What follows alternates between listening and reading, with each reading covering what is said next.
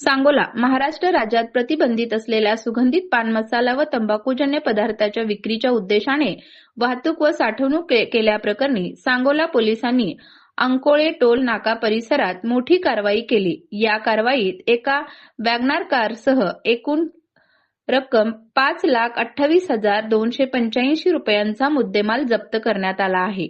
अन्न व औषध प्रशासनाचे अन्न सुरक्षा अधिकारी गणेश महादेव कदम यांच्या फिर्यादीनुसार 24 ऑगस्ट 2026 रोजी रात्री 8:30च्या सुमारास अंकोळे टोलनाका सांगोला येथे पोलिसांना मिळालेल्या गोपनीय माहितीच्या आधारे MH45 AU 1697 क्रमांकाची पांढऱ्या रंगाची मारुती वॅगनार थांबून तपासणी करण्यात आली।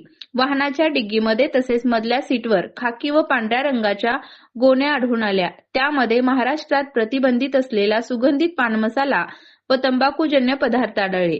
वाहनातील व्यक्तीने आपले नाव विजय शशिकांत दौंडे, वय वर्ष 60, राहणार कोष्टी गल्ली, सांगोला असे सांगितले।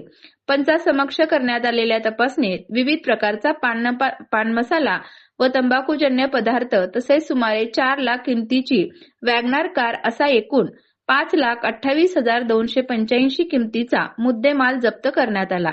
जप्त करण्यात आलेल्या मालामध्ये एम स्टेटेंट tobacco, V1 tobacco, V1 big tobacco, V1 tobacco, king pack, Vimal Pan Masala मोठा pack, Vimal Pan Masala king pack आणि RMD पान मसाला यांचा समावेश आहे।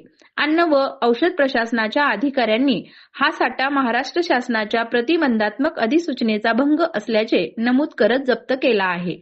या प्रकरणी अन्न सुरक्षा व मानके कायदा तसेच संबंधित नियमानुसार कायदेशीर कारवाई करण्याची मागणी करण्यात आली आहे। दरम्यान या प्रतिबंधित पदार्थांचा मूळ पुरवठादार, उत्पादक, मालक तसेच या साखळीत सहभागी असलेल्या इतर व्यक्तींचा शोध घेऊन सखोल तपास करण्यात यावा अशी मागणी फिर्यादीत करण्यात आली आहे। तपासादरम्यान गुन्हेगारी साखळीचा सहभाग आढळल्यास महाराष्ट्र संघटित गुन्हेगारी नियंत्रण अधिनियमांतर्गत कारवाई करण्याचीही मागणी करण्यात आली आहे। या प्रकरणाचा पुढील तपास सांगोला पोलीस करीत आहेत।